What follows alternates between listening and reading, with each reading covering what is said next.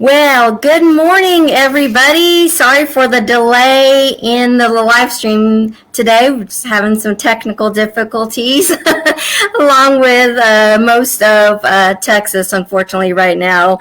I want to welcome everybody to our live stream today. I know it's a chilly and frosty week in Texas today, but thankfully we have technology to help us continue to offer these live streams today. And I also want to thank Southwest 66 Credit Union for sponsoring our live streams for the rest of this year. So we're extremely grateful for their sponsorship.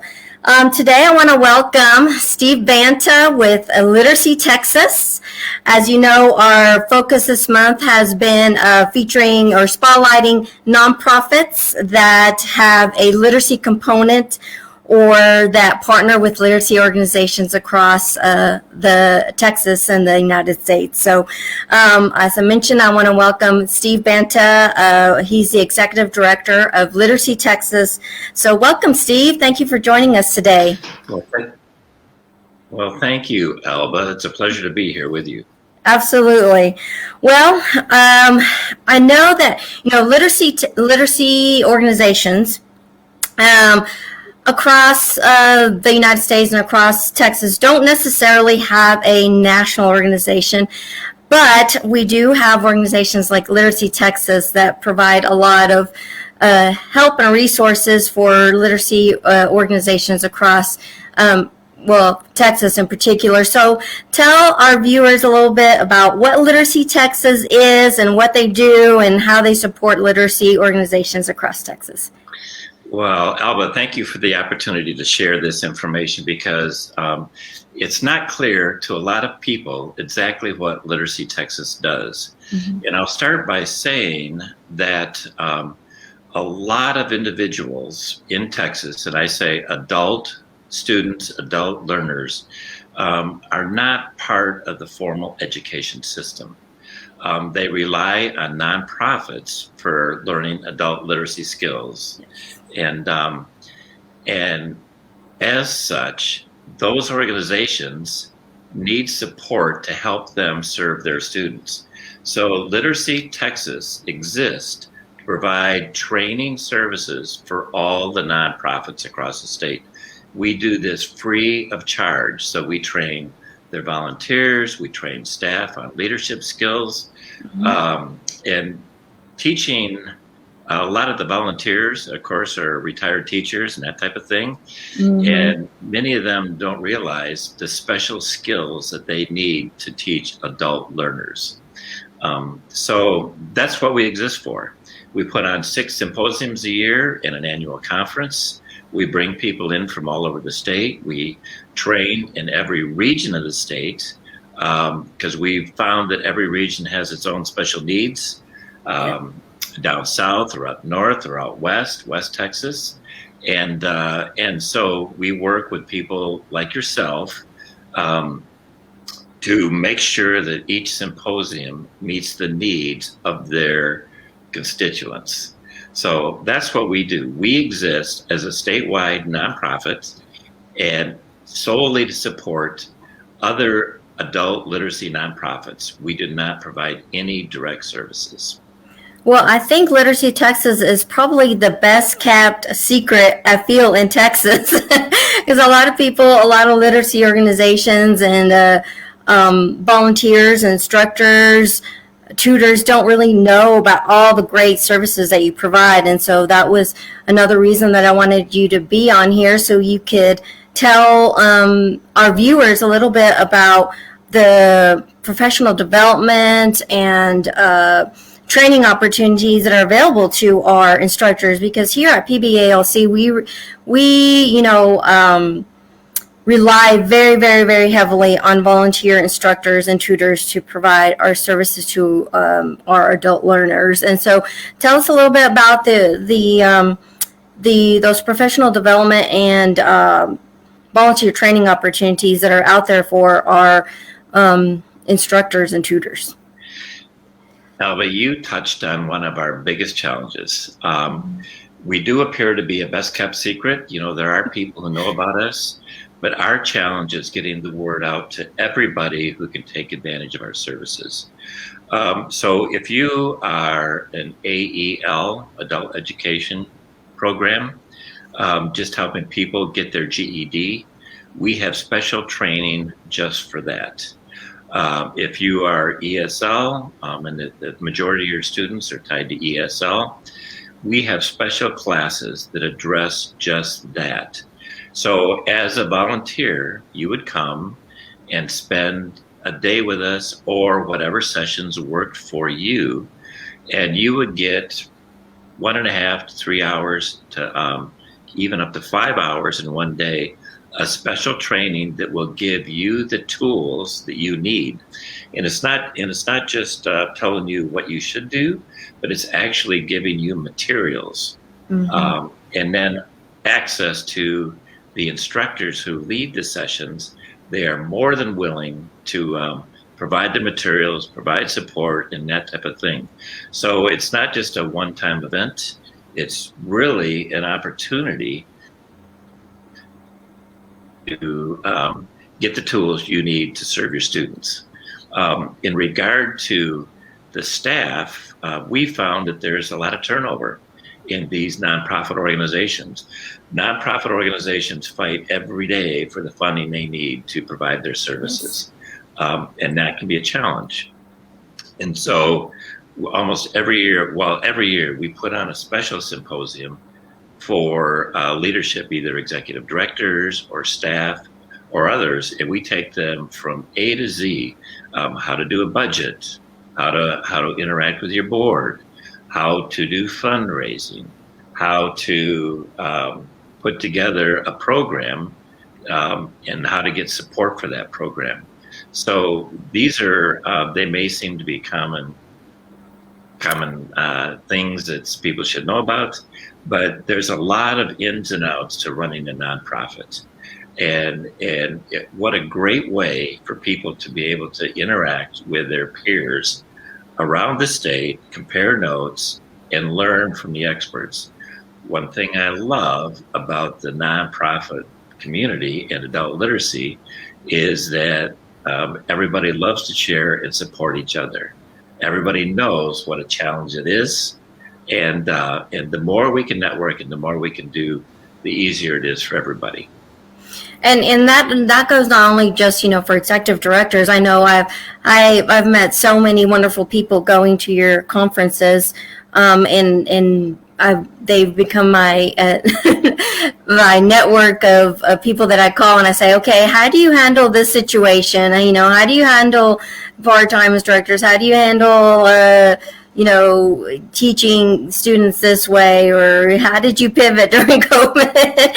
And so that the Literacy Texas conferences were not only a great resource for me to learn a lot of new things about how to run a literacy organization, but I met a lot of people that I now have in my network that I can call on and ask for advice. And that goes too for our instructors too. They meet a lot of people from, they might meet somebody from the Houston area that they've launched a great virtual teaching class that's working really well for them, and they can so tell us a little bit about your conferences and the ones that are coming up, and what our instructors and professional executive directors or anybody in the executive team can learn from these conferences. Well, we had to pivot like everybody else did. So for the first part of this year, all the way through July, our symposiums are all going to be virtual. We have found out that this actually is less than ideal. It's better to be in person, but it actually allows us to reach a lot more people than we normally would. So literally every symposium that we put on is a statewide, and actually people from outside the state join us as well. This weekend, we are having the South Texas Symposium. If you go to the Literacy Texas website, literacytexas.org, all of the information is there. In South Texas, Dr. Ida Acuna Garza is the director down there for the South Texas Literacy Coalition. She puts on an amazing conference. We're going to have 5 different tracks addressing 5 different needs of the literacy community. Her program is more focused on family literacy. So if that's something of interest to you, you will learn lots of tools that you can take advantage of to address those needs. And then just a little after this, a couple of weeks, is the East Texas Literacy Symposium. Again, another very high quality program. We find that this is not just volunteers attending this or staff attending this, that we get a lot of people who work for the adult literacy, we call them funded programs, the junior colleges and others. They attend these sessions to get professional development credit. Mm-hmm. So the volunteers are getting the same training that the professionals get to maintain their certification as teachers. So that's just an indication. Sometimes people say, well, this is free. It can't be as good as, if I was going to pay to go do this. We get a special grant from the state to put on these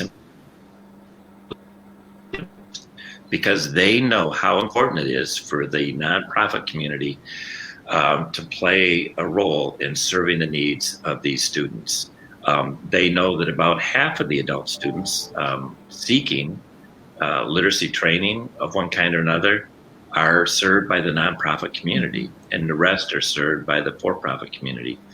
And even then, between the two of us, that might be a couple 100,000 students a year.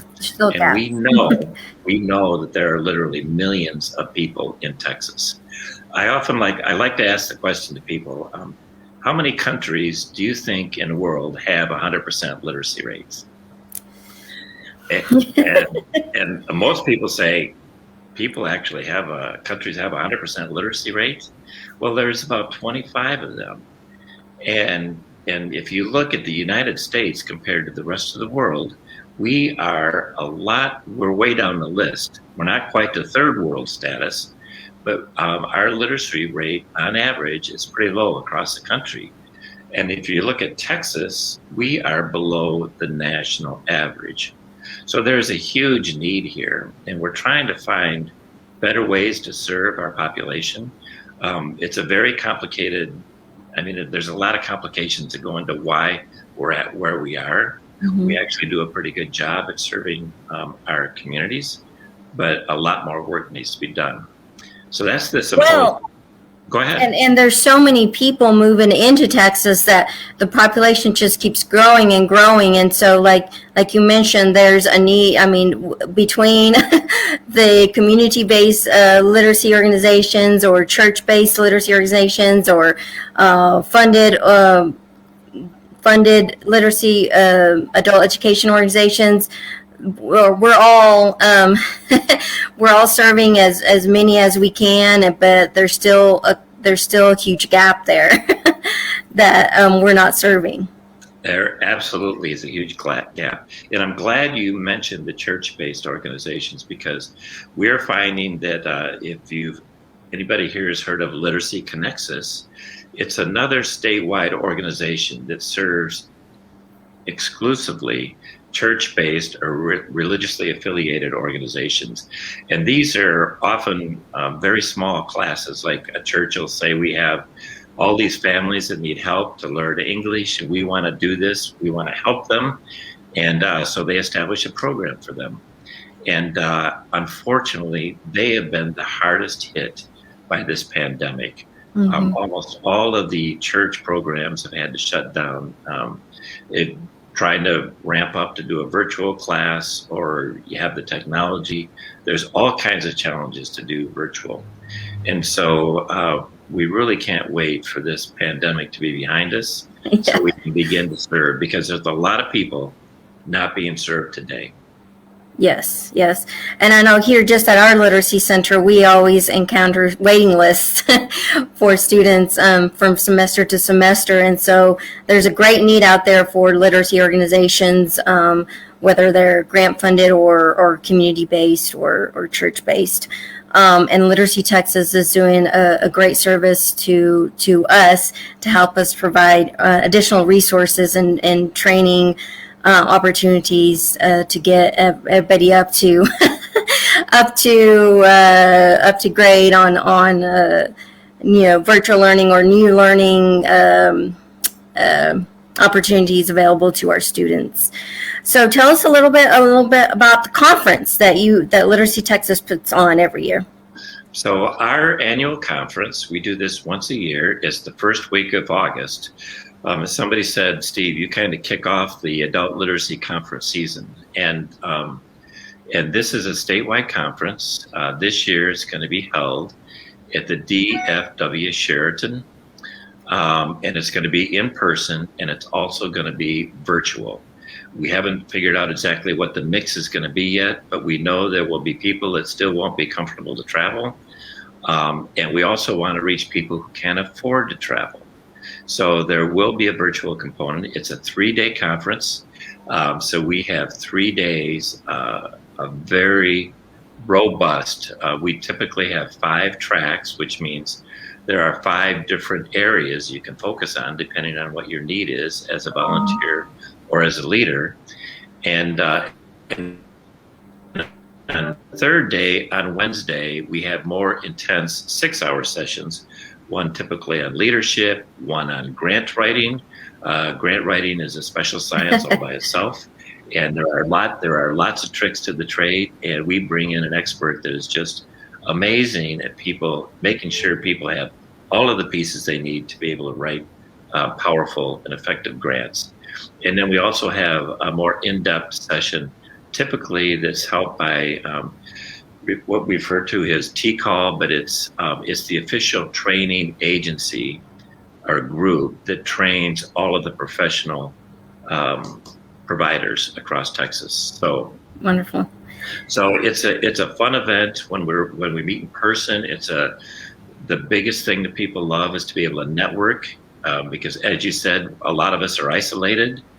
We don't get out very much to meet other people that do the same thing we do. And this is a chance to get together, compare notes, sympathize with each other with all of the challenges, pulling our hair out trying to get the job done. And we look forward to doing it every year. And in this case, we provide a grant for, or I should say like a scholarship. Mm-hmm. So if you are part of a nonprofit, you can attend these sessions for free. You do have to pay your hotel and transportation to the event, but once you get there, you get to benefit from all these wonderful resources. And as you mentioned, there are scholarships available to attend the Literacy Texas Conference. So for all of our volunteer instructors and tutors that can't afford to travel or don't feel comfortable traveling, they'll still hopefully have that virtual option to be able to log in and view some of those the workshops, correct? Yes. Okay. And we do record. We're not going to record the live ones, but anything that we do virtually, we record. And I will encourage everybody to go visit our website. We have a special members only section. Sign up because this is a new website. We just went live this fall, and we're developing more content for the people, the volunteers, the leaders. Great. That need it. And so our sessions right now from our last conference are all available there right now, and people can go and view those if they need any special training. And then question that just popped up over here in our chat is, will they be able to, let's say we have volunteer instructors in the Permian Basin, West Texas area that want to attend any of the workshops in South Texas or East Texas. Can anybody attend those? Absolutely. Please go sign up. Take advantage of these. This is one of the big benefits of going virtual. And people, no matter where they are, we've had people from the East Coast, from Arkansas, Oklahoma, attend our symposium. So it's really given us a national platform, and we welcome anybody and everybody to participate. We're here to serve. We just want to help everybody we can. And then to register, you mentioned that they can go to the Literacy Texas website, which we'll put a link in the comments after the live streams, and we'll also put a direct link to register. So is registering, it's fairly easy, correct? Yeah, when you pull up the main page, there will be two different, right there on the main page, you'll see the South Texas and the East Texas symposiums right there. You click on the registration and it'll take you straight there. Perfect. Now we just have a few more minutes, and I wanted to also make sure that you talked about the Baylor study that Literacy Texas collaborated with, I believe, Texas Workforce and Baylor University on, because I know you mentioned earlier in our interview about how some of the literacy organizations that are associated with churches were hit the hardest, but there was a lot of more information that the Baylor study that the Literacy Texas found out from the Baylor studies. You want to talk a little bit about that, Steve? Yeah, I'm glad you brought that up. Part of our responsibility is to do an assessment to the nonprofits, and we had not done this before. Early last year, we started working with Baylor University to do a statewide study to find out how many people are being served by the nonprofits, and what their challenges are, and what their needs are. COVID hit, everything shut down, we stopped the study. But at the end of the year, we said, okay, we really need to find out what's going on. So Baylor, last December, started the study up again, reached out. We have over 285 organizations in our database. We had a little over 54% of them actually responded to the survey. We made it simple to respond to because we know what a burden it is for a lot of these organizations, but it did give us a really clear snapshot. About 20% of the ones that responded actually had to totally shut down their operations, so they could not provide services at all. We found that the majority of those were largely the religiously affiliated organizations. Mm-hmm. There was also an assumption that the people who did not respond to the study probably had to shut down. There was nobody there to answer the phone. There was no response there at all. But for the larger organizations, we were very impressed with how many of them did the big pivot. They worked and developed virtual technology. They work to be in compliance with CDC guidelines for social distancing. Most of it was virtual, but some of them actually are doing in-person classes as well. So it gave us a very clear snapshot that this pandemic hit the adult literacy world very, very hard. But people did find a way to move forward as best they could under the circumstances.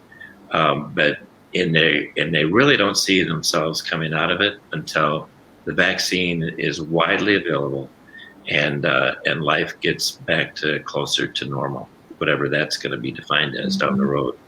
So it was a Texas Workforce Commission that we worked with on this, and Baylor University. For those of you who don't know, the Texas Workforce Commission is responsible for providing adult education to individuals trying to get back into the workforce.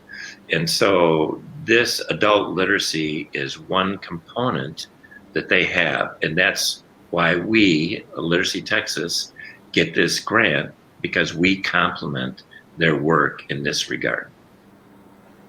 And I'm so glad you mentioned Texas Workforce, because the Permian Basin Workforce is going to be our guest next week, and I know they're working. I know their primarily focus is to get adults back into the workforce. But if you don't know how to read and write, you don't speak the language, it makes it that there's a barrier there. And so I know Texas workforce organizations across Texas are working really hard to partner with literacy organizations to help the adults that they're trying to put back in the workforce, to help them get the literacy services that they need.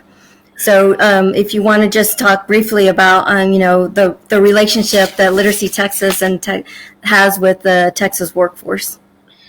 Yeah, we do. We work hand in hand with them, and they view us as a part of their mission. So I mentioned these trainers that they have at Texas A&M.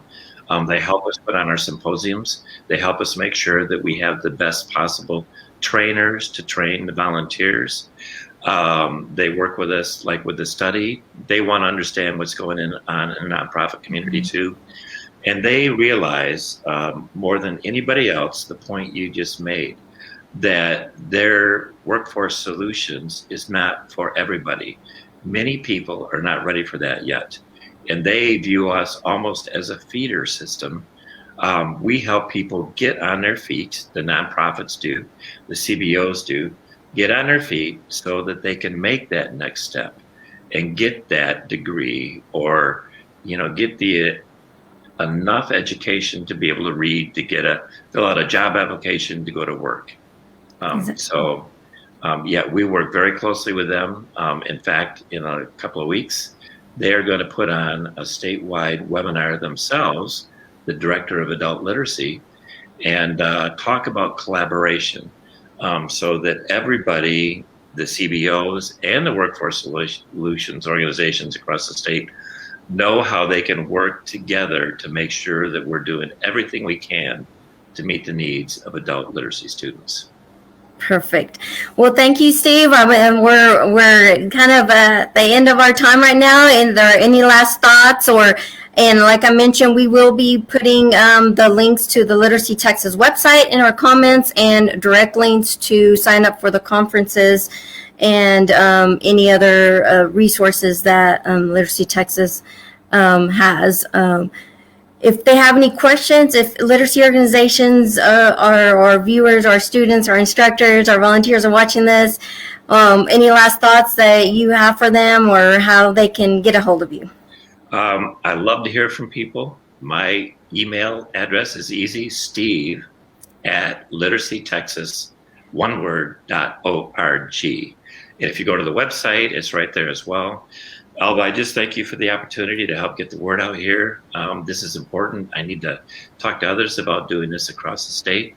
And best wishes to you, and thanks again. All right. Well, thank you, Steve, and stay warm and safe out there. Okay. All right. Bye, everybody. Bye.